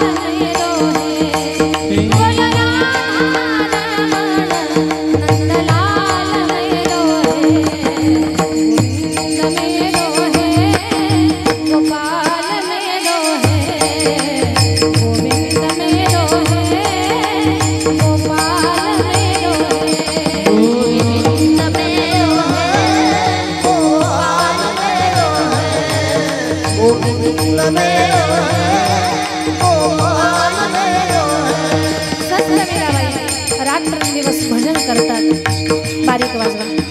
मीराबाईंचं भजन याची चर्चा पूर्ण गावभर झाली, नगरामध्ये पसरली. अरे राजाची मुलगी भजन करते, राजाची मुलगी भजन करते. आणि ही चर्चा जेव्हा कानावर गेली राणाजींच्या, राणाजीला ताप झाला डोक्याला. अरे राजकन्येनं कुठं भजन करायचं असतं का? लक्षात घ्या, लेकरू जोपर्यंत लहान आहे तोपर्यंत त्याचं गाणं वाजवणं हे गोड वाटतं. पण जेव्हा लहान गाणारी मुलगी ही वयानं मोठी होते, भजन करायला लागते, तेव्हा जी लोक बालपणी मीराबाईचं कौतुक करत होते ना, तीच लोक आता मीराबाईची निंदा करायला लागले. जग विचित्र आहे दादा. हे जग तोंडावर कौतुक करतं आणि पाठीमागे निंदा करतं. कुणाची करतं? ज्याच्या घरात चहा पिला, बाहेर पडलं की त्याचीच निंदा करतं. जगच असं आहे. याच जगानं त्रास दिला माझ्या संत मीराबाईला, या जगानं त्रास दिला माझ्या ज्ञानोबरायांना, या जगानं त्रास दिला जनाबाईला, तुकोबरायला, नामदेव महाराजाला. एकाही संताला सोडलं नाही. आणि याच जगानं त्रास दिला माझ्या संत श्रेष्ठ गजानन बाबांना. पाठीवर ऊस मोडावा एवढा त्रास, पण पाठीवर ऊस फेकून मारला तर गजानन महाराजांनी ऊसाचे 2 तुकडे असे पिळले, त्याचा रस काढला आणि ग्लासभर रस ज्यानं ऊस फेकून मारला त्याला प्यायला दिला. ऊस घे, तोंड गोड होईल तुझं. या जगानं कुणाला सोडलं नाही. संत मीराबाईच्या जीवनामध्ये आघातावर आघात चालू झाले का? आता भक्तीची परीक्षा आणि त्या परीक्षेचा पेपर द्यायचा होता मीराबाईला. जोपर्यंत आपल्या जीवनामध्ये आपण भक्तीच्या प्रांगणात परीक्षा देत नाही तोपर्यंत आपण निष्ठावंत भक्त आहोत याचं प्रमाणपत्र आपल्याला मिळणार नाही. तोपर्यंत आपल्या कार्याचा, आपल्या भक्तीचा उदो उदो होणार नाही. नाहीतर लाखोर भजन करणारे आहेत, भजन करतात, कोणी नाव ठेवलं का टाळ ठेवून घरी निघून जातात. अशा भजनाला अर्थ नाही. पण जगाच्या नाव ठेवण्याचा विचार न करता अखंड पांडुरंगाच्या चरणावर स्वतःचा भाव अर्पण करणारे, त्यांचीच कीर्ती जगामध्ये होत असते. मीराबाईला त्रास होऊ लागला. ए मीरा, भजन बंद कर, बंद कर भजन. तुम्ही नका बंद करू. संत मीराबाई म्हणतात, बाबा भजन बंद कर. नाही करू शकत मी भजन बंद. का करू शकत नाही बाबा? माझ्या वाणीला व्यसन लागलंय भगवान परमात्माचं नाम घेण्याचं. मीराबाईला भजन करू नको याच्यासाठी अडवलं तर मीराबाई जोरात भजन करायला लागल्या. मीरा मोठ्यानं तरी भजन करू नको, हळूहळू भजन कर. तर माझ्या मीराबाई नाचून भजन करू लागल्या. नाचूंगी नाचूंगी नाचूंगी नाचूंगी नाचूंगी नाचूंगी नाचूंगी नाचूंगी नाचूंगी नाचूंगी हरि गुण गावत नाचूंगी नाचूंगी हरि गुण गावत नाचूंगी नाचूंगी हरि गुण गावत नाचूंगी. नाचूंगी नाचूंगी नाचूंगी नाचूंगी नाचूंगी नाचूंगी नाचूंगी नाचूंगी नाचूंगी हरि गुण गावत नाचूंगी नाचूंगी हरि गुण गावत नाचूंगी नाचूंगी हरि गुण गावत नाचूंगी. मैं तो अपने नारायण की, मैं तो अपने नारायण की गीता भागवत बाजूंगी. नाचूंगी नाचूंगी नाचूंगी नाचूंगी नाचूंगी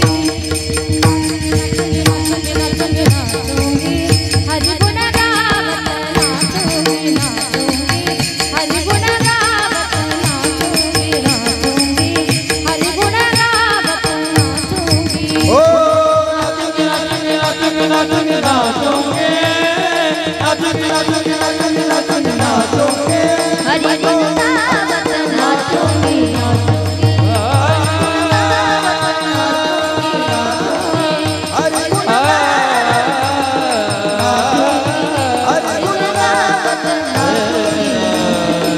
मीराबाई नाचू लागल्या. मीराबाईचं नाचणं. मग वडिलांनी पुन्हा अडवलं. बेटा, अगं नाचू तरी नकोस ग. तुझ्या नाचण्याच्या चर्चा होऊ लागल्या. अगं राजाच्या मुलीनं कुठे नाचायचं असतं का? तुला भजन बंद कर सांगितलं, जोरात भजन करायला लागली. जोरात भजन करू नको म्हटलं तर नाचू लागली. अगं नाचू तरी नको, कर तुला मोठ्यानं भजन करायचं ते, पण नाचू नको बाळा. ज्या मीराबाईला नाचण्यासाठी अडवलं त्या मीराबाईनं पायात घुंगर बांधली आणि घुंगर बांधून नाचू लागल्या माझ्या मीराबाई. बघ घुंगरू बांधवी नाची, नाची, नाची, नाची.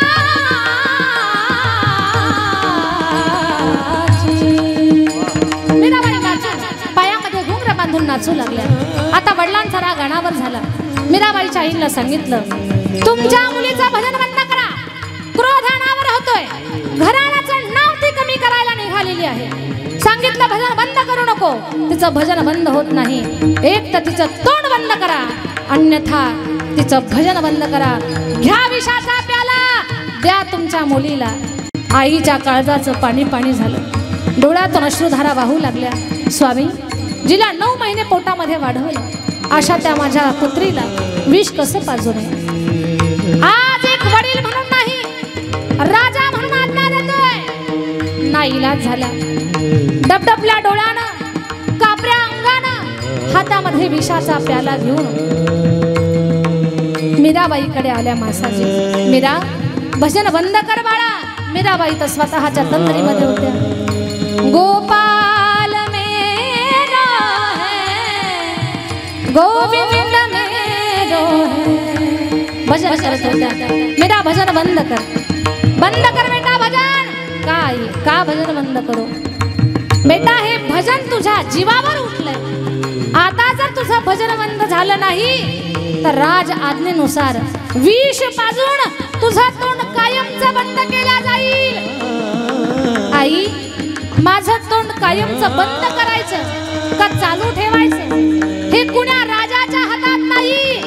या ब्रह्मांडाचा जो राजा आहे, कानडा राजा पंढरीचा, त्याच्या हातामध्ये आहे. हे कुण्या या पृथ्वीवरच्या थोड्याशा जमिनीच्या तुकड्याचा जो राजा आहे, त्याच्या हातामध्ये नाही. भजन बंद होणार नाही. असं करू नको मीरा. नाही आई, भजन नाही बंद होणार. शेवटी नाविलाजास्तव आईला विषाचा प्याला समोर करावा लागला. बेटा, हे विष घे. आई आहे तुझी, माझं चरित्र आज कलंकित होणार की पोटच्या गोळ्याला आईनं विष पाजलं. इतिहासात माझं नाव खराब होणार. आई, काळजी करू नकोस. राज आज्ञा तू पूर्ण कर. मी विष घेते, पण मला माहिती आहे ज्याचं मी भजन करते तो विषाचंही परिवर्तन अमृतामध्ये करणार आहे. मला विश्वास आहे आई, तेवढा विश्वास आहे. मीराबाईनं प्याला घेतला विषाचा. विष होतं त्यात, दूध नव्हतं, अमृत नव्हतं. मीराबाईनं डोळे झाकले, कृष्णाची मूर्ती डोळ्यात साठवली, तोंडातलं नाम, हातातली विणा, एका हातात विषाचा प्याला. मीराबाई विषाकडे पाहून डोळे झाकले आणि विषाचा प्याला उठायला लावला. घट घट घट विष पिताय, जणू काही अमृत पिऊ लागल्या, दूध पिऊ लागल्या. असं विष पिल्या, धुरळ आली, धपकन जमिनीवर पडल्या. भेदरली माय जवळ आली, हलवते. उठ मीरा, उठ, मला बोल, मी काय केलं आहे? माझ्या हाताने माझ्या लेकराचा जीव घेतला. परमेश्वरा, मला क्षमा कर. तरी मीरा उठत नाही. शेवटी भगवान श्रीकृष्ण परमात्माचा धावा केला. ज्याची भक्ती करत होती त्या सावळ्या श्रीकृष्णाच्या नावाचा टाहो फोडला. कृष्ण शब्दाचा उच्चार झाला. परिणाम असा झाला, ज्या मूर्छित अवस्थेमध्ये मीराबाई जन्म मरणाशी झुंजत होत्या त्या मीराबाईमध्ये चैतन्य निर्माण झालं. मीराबाई विष पिल्या, पण माझ्या कन्हैयाची मूर्ती सावळी झाली. का? त्या विषाचा परिणाम भगवान परमात्मावरती झाला. आणि मीराबाई जेव्हा उठून बसल्या तेव्हा मीराबाई आता सर्व भाव भगवान परमात्माच्या चरणावर अर्पण करून सुंदर भजन करायला लागल्या. काय भजन केलं मीराबाईंनी? ऐकायचंय तुम्हाला. सारे ग प ध नि ध प ग रे ग म ग रे ग, सारे ग प ग रे सा नि रे सा नि, प नि रे म प ध प म रे म ग रे सा रि नि ध रे सा.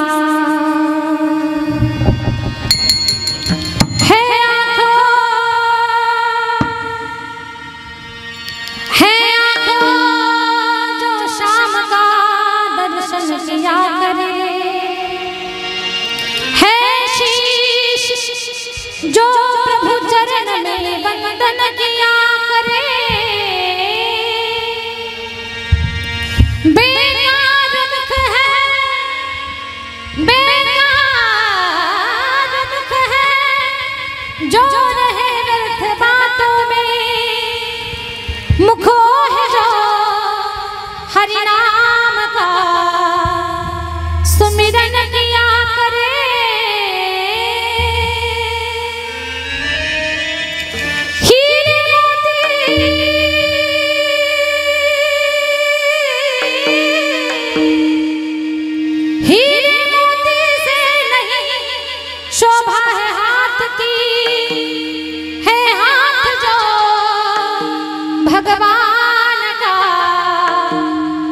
पूजन किया करे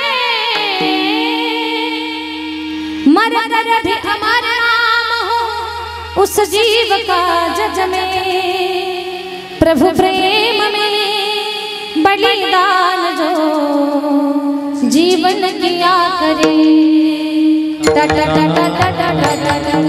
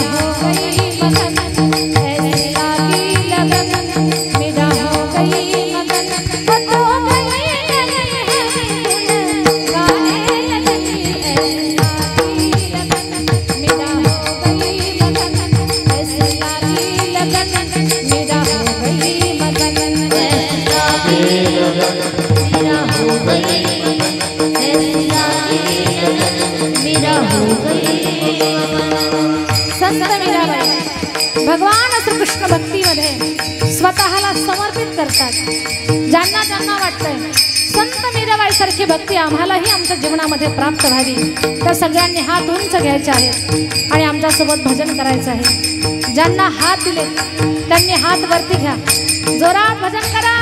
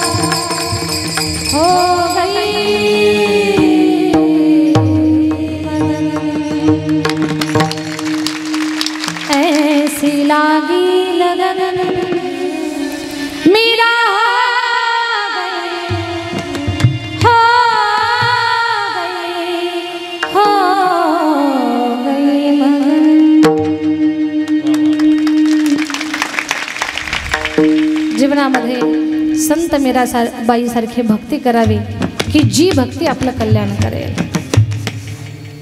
विठ्ठल विठ्ठल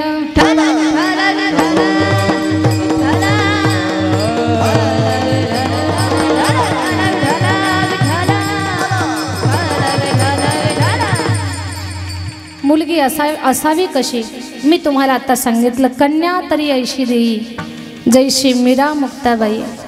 संत मीराबाईनं स्वतःची भक्ती सिद्ध करण्यासाठी विष पिल्या. काय केल्या त्यांनी? विष पिल्या. विषाची परीक्षा दिली. मीराबाईचा महिमा जगाला कळाला. आज आपली मुलगी जर चुकली तर माय बापावर विष पिण्याची वेळ येते, पण ती वेळ नाही येऊ द्यायची. संत मीराबाईचं चरित्र आज भारतातल्या प्रत्येक नवयुवतीनं, प्रत्येक स्त्रीनं, प्रत्येक मुलीनं अभ्यासलं पाहिजे आणि त्यातून शिकलं पाहिजे. अरे असं जगा, अशी भक्ती करा, अशी निष्ठा ठेवा, असं जगा की विष पचवण्याची ताकद तुमच्यामध्ये तयार झाली पाहिजे. असं स्वतःला तयार करा. संत विचारानं चाला. अशी मुलगी देवाला हात जोडायचे. भगवान अशी मुलगी दे, कन्या तरी ऐसी देई जैसी मीरा मुक्ताबाई. आणि असा पुत्र दे, ऐसा पुत्र देई देवा. जग म्हणे त्याला बाबा, किंवा पुत्र भावा ऐसा गुंडा, ज्याचा तिही लोकी झेंडा. ज्यानं झेंडा फडकावला केवळ महाराष्ट्राच्या मातीनं मध्येच नाही, भारताच्या मातीमध्ये नाही, तर जगभरामध्ये ज्या राजाच्या नावाचा गौरव होतोय असा पुत्र आपल्या पोटी जन्माला यायला पाहिजे. की ज्या पुत्रानं आईचं स्वप्न पूर्ण करण्यासाठी अशी क्रांती केली या महाराष्ट्राच्या मातीत, अशी क्रांती केली डोंगर दऱ्यामध्ये राहून 35 वर्षाच्या कार्यकालामध्ये 36 जिल्ह्याचा महाराष्ट्र उभा केला. आज आपल्या गळ्यामध्ये माळ, आपल्या गळ्यात टाळ, आपल्या भाळावर बुक्का, कपाळावरचं कुंकू, दारातली तुळस, मंदिरावरचा कळस, महिलांच्या नाकातली नथ आणि पुरुषांच्या ओठावर मिशी कुणामुळे जिवंत असेल तर केवळ आणि केवळ महाराष्ट्राचे राजे छत्रपती शिवाजी महाराजांच्यामुळे आहे. शिवरायांनी जर क्रांती केली नसती तर कदाचित आपली दुरावस्था झाली असती. म्हणून असा एकच लाल आपल्या पोटी जन्माला यावा शिवरायांच्या सारखा. गल्लीत कुत्रे मारत फिरणारा नकोय. त्यानं क्रांती केली पाहिजे. आज तलवार घेण्याची गरज नाही. आज विद्येची तलवार, पेन हातामध्ये घ्या, पेन्सिल हातामध्ये. माझ्या जिजाऊची पुण्याई कशी आली हो फळाला. माझ्या जिजाऊची पुण्याई कशी आली हो फळाला. तो बापाचा बाप बाबा शिवाजी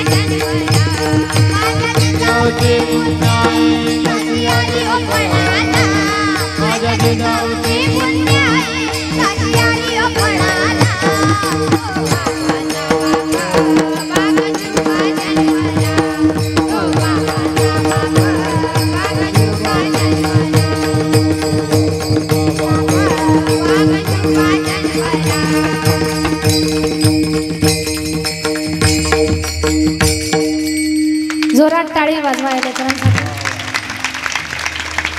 खूप छान गायलं, स्वरात गायलं, धाडसानं गायलं.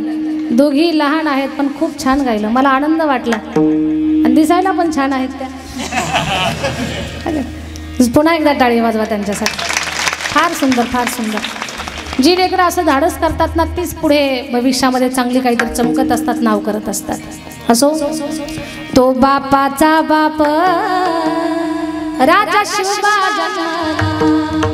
माझ्या जिजाऊची पुण्याई कशी आली हो फळाला. मा साहेबांनी स्वप्न पाहिलं आणि ते स्वप्न सत्यात उतरवणारा मुलगा त्यांच्या पोटी जन्माला आला. त्या मुलानं क्रांती केली, नाव अजरामर झालं. आज भारतातले या महाराष्ट्रातले तरुण एक वेळेला बापाचा फोटो घरात लावायला विसरतील, पण छत्रपती शिवाजी महाराजांचा फोटो लावायला विसरणार नाहीत. का? राजानं तेवढं कर्तृत्व करून ठेवलंय. आमच्या बापाच्या ओठावरची मिशी कुणामुळे जिवंत आहे? अरे माझ्या राजामुळे आहे. हा स्वाभिमान प्रत्येक महाराष्ट्रीयन मुलाच्या मनामध्ये आहे. लक्षात घ्या, वेळ आपली संपली आहे, तरीही तुम्हाला छत्रपती शिवरायांच्या बाबतीमध्ये थोडक्यात मी एक उदाहरण सांगणार आणि माझ्या सेवेची सांगता करणार आहे. माझ्या राजानं जिथे शक्ती काम करत नाही ना, तिथे युक्तीचा प्रयोग केला आणि युक्ती करून बुद्धी चालवून शत्रूला त्या ठिकाणी नेस्तनाभूत केलं. आणि ज्या मातीमध्ये मुठभर जागा आपली नव्हती, अगदी हातभर जागा नव्हती, तिथे 36 जिल्ह्याचा, महाराष्ट्र नाही 350 किल्ले छत्रपती शिवाजी महाराजांनी त्या ठिकाणी जिंकले. आणि महाराष्ट्रातल्या मराठी माणसाला, म्हणजे जो काही मराठी भाषिक आहे त्या माणसाला स्वातंत्र्यानं जगता यावं, आपल्या संस्कृतीप्रमाणे जगता यावं, याच्यासाठी महाराजांनी क्रांती केली. जिथे शक्ती काम करत नाही तिथे महाराजांनी युक्ती कशी केली? फार मोठं संकट महाराष्ट्राच्या मातीवर चालून आलं होतं. दिवसा ढवळ्या जमिनीमध्ये उगवलेला पीक, तोंडाशी आलेला घास मातीमध्ये मिसळलेला जात होता. त्याच्यामध्ये गाढवांचा नांगर फिरवला जात होता. आया बहिणींची अब्रू लुटल्या जात होती. दिवसा आपल्या धर्माचे प्रतीक गोमाता तिची कत्तल केल्या जात होती. स्त्रियांचं जीवन त्या ठिकाणी भयभीत झालेलं होतं. पुरुषांना गुलामासारखं वागवल्या जात होतं. लहान बालकाचं अपहरण केलं जात होतं. आईच्या कुशीतून बाळ ओढून घेऊन केलं जात होतं. त्याच्यावरती जुलूम केल्या जात होते. एवढा अन्याय अत्याचार या महाराष्ट्राच्या मातीमध्ये चाललेला होता. फार महाभयंकर संकट मातीवर चालून आलं होतं. मासाहेब गडावरती होत्या, महाराज विचारामध्ये होते. जिजाऊ मासाहेबांना प्रश्न पडला होता, आलेल्या संकटाला माझा पुत्र कसा थांबवणार? 2 हात जोडले तुळजापूरच्या माय भवानीला आणि आर्त हाक दिले मासाहेबांनी, आई माझ्या लेकराला बुद्धी दे, आलेल्या वादाला रोखण्याची ताकद दे. प्रार्थना केली. दे स्वामिनी स्फूर्ती दे शिवबाला, उभी राहुनी संकटी पाठीला, तुझे करू धाग हाकेला, आई भवानी बळाले जगत जननी माय भवानी प्रसन्न हो, आई प्रसन्न हो. आई उदेग अंबाबाई, आई उदेग अंबाबाई, आई उदेग अंबाबाई,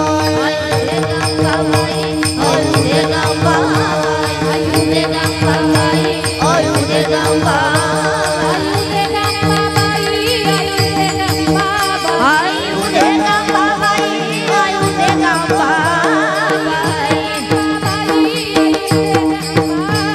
आई उदेग अंबाबाई, आई उदेग अंबाबाई, आई उदेग अंबाबाई, आई उदेग अंबाबाई.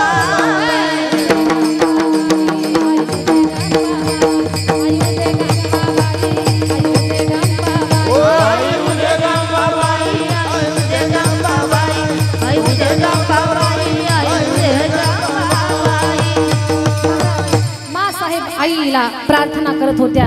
छत्रपती शिवाजी महाराजांना अशी प्रेरणा मिळाली आणि महाराज या संकटाला कसं थांबवणार याचा विचार चक्र महाराजांच्या डोक्यात चालू झालं. आले घोड्यांना नाल ठोकणाऱ्याकडे, सांगितलं दादा मोहिमेवर जायचंय, मोजक्या मावळ्यांना घेऊन, मोजके घोडे घेऊन, प्रत्येक घोड्याच्या पायाला उलटी नाल ठोका. राज हे काय सांगताय राज? घोड्याला नाल उलटी ठोकणं म्हणजे मावळ्यासहित तुमचा जीव धोक्यात घालणं. उलटी नाल जर घोड्याच्या पायाला असेल तर घोड्याचा वेग कमी होतो आणि हे चांगलं नाही राज. महाराज म्हणतात मला माहिती आहे, पण सहकार्य करा, प्रत्येक घोड्याला नाल उलटी ठोका. राज आज्ञा होती, सत्तेपुढे शहाणपण नसतं. प्रत्येक घोड्याला उलटी नाल ठोकली.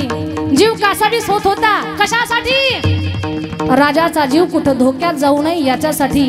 घोड्याला नाल ठोकणारा त्या गहिवरून आला, मासाहेबांकडे आला. मासाहेब राजाला काहीतरी सांगा. प्रत्येक घोड्याला नाल उलटी ठोकली, थांबवा हे सगळं. मासाहेब म्हटलं विश्वास आहे मला माझ्या शिवबावर, शिवबा नक्कीच काहीतरी चांगलं करणार आहे.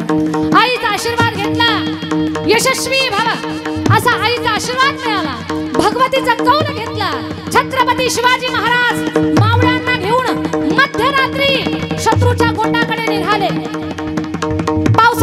पाऊस पडून चिखल झालेला होता. रातगड्यांची किरकिर चालू होती. मशाली पेटलेल्या होत्या. पेटलेल्या मशाली हातामध्ये धरून घोडे वेगात निघाले.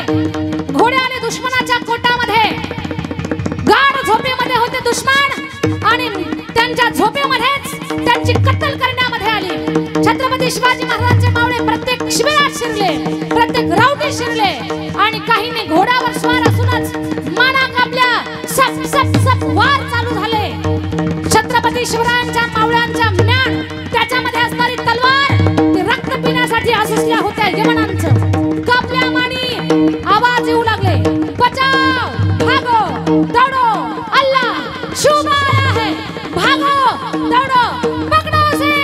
एकच त्या ठिकाणी गोंधळ. तोपर्यंत जवळजवळ 60% गणिम कापला आणि शिवाजी महाराज मावळ्यांना घेऊन पुढे निघाले. यांना सावध होईपर्यंत पहाट होऊ पाहत होती. यांना कळत नव्हतं कुणीकडे पळावा. रक्ताचा पाठ, प्रेतांचा खच, मस्तकांचे ढिगारे लागलेले होते. प्रत्येक जण रागाने पेटून उठला होता. अरे कोण पकडेल शिवबाला, पळा त्याच्या मागे, धावा, धरा त्याला. पण कोण सांगणार कुणीकडे गेले महाराज. कळत नव्हतं महाराज कुणीकडे गेले, कारण पेटलेल्या मशाली विझून महाराज निघून गेलेले होते. कळत नव्हतं त्यांना कुणीकडे जावं. एकानं डोकं चालवलं, अरे ओली जमीन आहे, घोड्याच्या पायाचा ठसा जिकडे उमटला असेल तिकडे शोभा गेला असेल. पळा त्या ठसांच्या पाठीमागे. बाळ भालेगावच्या गावात राहणाऱ्या लोकांना सांगा मला, माझ्या राजानं प्रत्येक नाल्या घोड्याच्या पायाला नाल उलटी ठोकली होती. महाराज जर पूर्वेला गेले असतील तर ठसे कुणीकडून उमटणार, पश्चिमेकडून. आणि घडलं तेच. महाराज गेले पूर्वेला, ठसे उमटले पश्चिमेला. आणि जे हे पिसाळलेले होते ना यवन, पूर्वेला जायचं तर ठशाच्या पाठीमागेच गेले पश्चिमेला. महाराज एके दिशेला आणि यवन एका दिशेला. तोंडाला फेस येऊन पडले, पण माझा राजा नाही सापडला त्यांना. माझ्या राजाचा विजय झाला. अशी क्रांती केली माझ्या राजानं. डोकं चालवलं दादा, हे आपल्या डोक्यात सुद्धा येणार नाही. त्या राजानं सत्यात उतरवलं आणि महाराष्ट्रामध्ये क्रांती केली. म्हणून एकच जय जयकार झाला. क्षत्रिय कुलावतंस सिंहासनाधीश्वर राजाधिराज महाराज श्री श्री श्री छत्रपती शिवाजी महाराज की जय. धर्मवीर संभाजी महाराज की जय. जय भवानी, जय शिवाजी, जय भवानी, जय शिवाजी, जय भवानी, जय शिवाजी. एक जय जयकार झाला. प्रतापगडच्या पायथ्याशी खान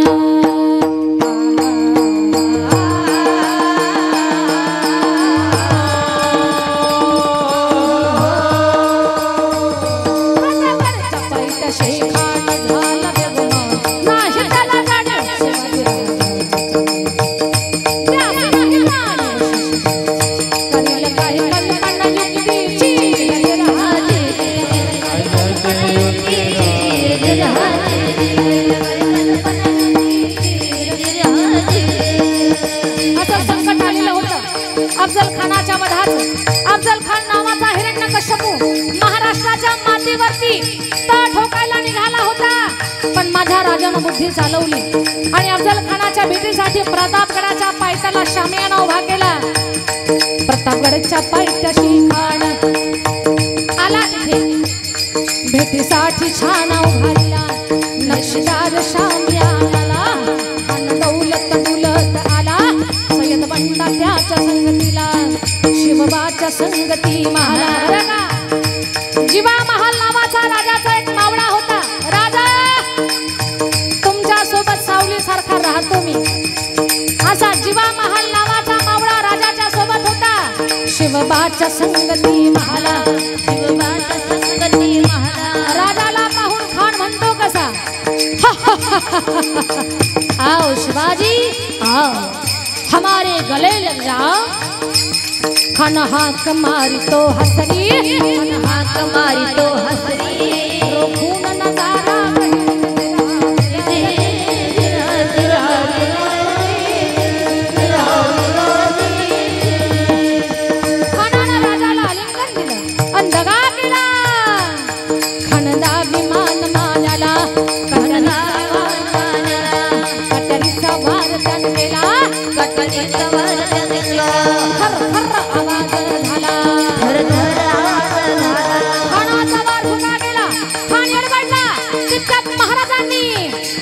पोटामंदी बिचवा फेकलेला वाघ नख्याचा मारा केला त्याला टर्रा फाटा पोटाला मेला मेला खानाचा कथळा बाहेर आला रे बाहेर आला रे प्रतापगडचे युद्ध झाले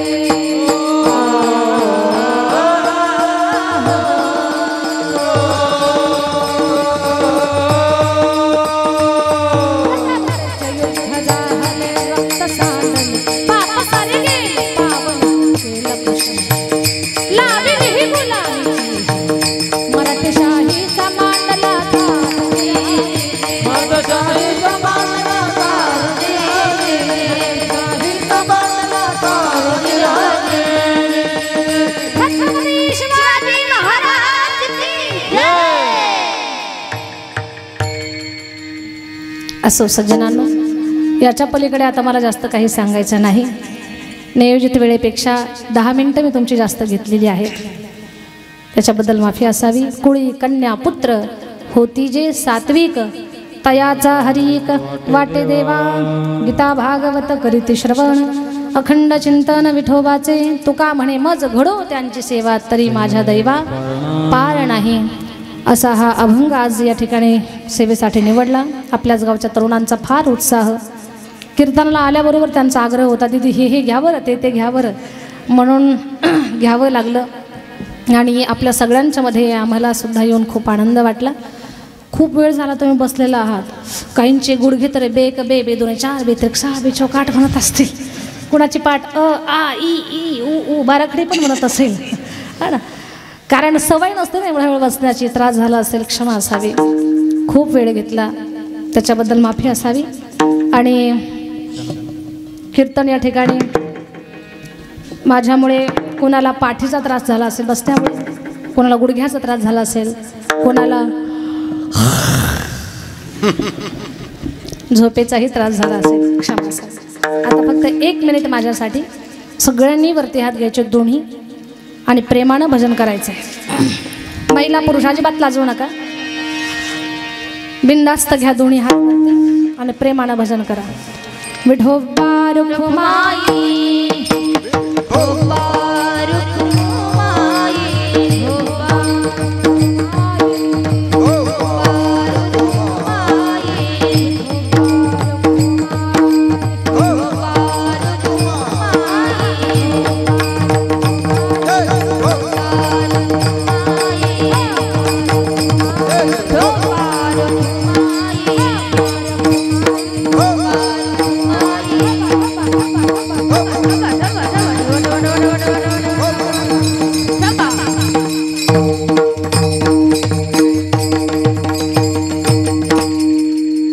माझ्या विनंतीला मान दिला. सर्वांनी वरती हात घेतले, टाळी वाजवले, त्याबद्दल सगळ्यांचे धन्यवाद.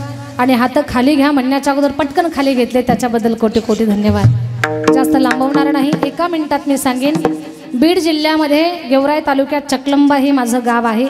त्या गावामध्ये सद्गुरू कल्याण समिती संस्थान आहे. संस्थांच्या अंतर्गत अन्नपूर्णा माता मुलींची वारकरी शिक्षण संस्था मी चालवते मागच्या 11-12 वर्षापासून. आज त्या संस्थेमध्ये 95-96 मुली आध्यात्मिक शिक्षण घेत आहेत. त्या जवळच्या अकोले तालुक्यात मागच्या महिन्यात दुर्गा उत्सवात माझ्या संस्थेतल्या विद्यार्थिनींनी महिला सप्ताह पार पाडला. ही मुलगी भाविका भगत माझ्या संस्थेतली आहे. मृदंग वादनासाठी होती, अजून एक मुलगी होती आणि बऱ्याच मुली गायन करण्यासाठी होत्या. त्या संस्थेमध्ये मुली कथा, कीर्तन, गायन, पखवाज वाजवण असेल हा सगळा अभ्यास करतात. त्या संस्थेचं एक विशेष असं आहे, पालक असलेल्या मुली तिथे आहेत, पण ज्यांना आई पण नाही वडील पण नाही अशाही काही मुली तिथे आहेत. तसंच तुमच्या पाहण्यात, तुमच्या परिसरात, नातेवाईकात कोणी तसं असेल की ज्या मुलीला कोणीच नाही, तर नक्कीच मला संपर्क करा. त्या मुलीला तिला आध्यात्मिक शालेय शिक्षण देऊन त्याच्या पायावर उभा करण्याचा आपण प्रयत्न करत आहोत. पण खरंच मुलगी तशी असावी, नाही तर लोक आम्हाला पण फसवतात, सारं असतं नाही म्हणून सांगतात. तसं नको, कारण माझ्या संस्थेला कुठलंही शासकीय अनुदान नाही. कीर्तनाच्या कथेच्या पैशातून, लोकांच्या मदतीतून ती संस्था मी विकसित करत आहे. त्याला कुठल्याही राजकीय मदत नाही. म्हणून जिथे मी कुठे मी कीर्तनाला जाते, कदाचित यूट्यूबला तुम्ही सर्च केलं असेल, माझी डॉक्युमेंटरी मी यूट्यूबला टाकलेली आहे, त्याच्यातसुद्धा मी ते सगळं निवेदन केलेलं आहे. आणि ज्या ज्या ठिकाणी माझे कीर्तन होतात तिथे तिथे मी लोकांना आवाहन करते की संस्थेच्या विकास कामामध्ये किंवा संस्थांच्या विकासामध्ये आपण आलेल्या भाविकांनी जर मदत केली तर संस्थांचा विकास हा वेगानं होईल. आधीच कोरोनाच्या काळात 2 वर्ष त्या संस्थांचं बांधकाम थांबलेलं होतं आणि त्या संस्थांचं काम पटकन व्हावं, कारण उद्या पुन्हा कोणता कोरोनाचा बाप्पा झाला आला तर मग किती अवघड व्हायचं आपलं. त्याच्यासाठी ते काम व्हावं याच्यासाठी माझी धडपड सगळी चालू आहे. माझ्या संस्थांच्या बांधकामामध्ये भालेगावकरांची एक कष्टाच्या पैशाची वीट जरी लागली, एक जरी वीट लागली तर माझं संस्थान नेहमी आपल्या सर्वांचा अखंड ऋणी राहील. आपण आपल्या लेकराला बिस्किटचा पुडा घेऊन जातो, पण ज्याला कुणी नाही ना त्याला देऊन पहा, कधीतरी त्यातलं वेगळं समाधान असतं. म्हणून सगळ्या गोष्टी वारकरी संप्रदायाचं काम आम्ही तिथे करतो, म्हणजे संप्रदायाला पुष्ट करणारी लेकरं तिथे घडवतो. भविष्यातला याच मीराबाई, जनाबाई, मुक्ताबाई कीर्तनकार होतील, पुन्हा भालेगावमध्ये येतील, सांगतील काहीतरी आम्ही आमच्या गुरुकडे शिकलो, या संस्थेत शिकलो, संस्थेचं नाव मोठं होईल, संप्रदायाला त्या ठिकाणी बळ प्राप्त होईल आणि पुढे आपला धर्म जिवंत ठेवण्यासाठी किंवा धर्माचं कार्य करण्यासाठी तयार होतील. म्हणून धर्माच्या कार्यासाठी आलेल्या प्रत्येक भाविकांना ज्यांची इच्छा असेल त्यांनी मदत करावी, हे सगळ्यांना माझं आग्रहाचं निवेदन आहे. तुम्ही खूप काही द्यावं संस्थेसाठी असं मला म्हणायचं नाही. तंबाखूवरी आपण 100-200 रुपये असेच घालवतो, पण चांगल्या कामाला दिले तर त्याची नोंद देवाच्या दरबारामध्ये होत असते. तुका म्हणे सत्य कर्म भावे साह्य. एवढंच एक तुमच्यासमोर बोलेन आणि जे भाविकजन या पवित्र कार्यामध्ये संस्थांच्या कामात मदत करतील त्यांचं नाव कीर्तनानंतर माईकमध्ये जाहीर केलं जाईल. या गोष्टीची नोंद घ्या. झालेली सेवा माऊलींच्या चरणी, समर्थ सद्गुरू गजानन महाराजांच्या चरणी मी अर्पण करेल. गजानन बाबांनी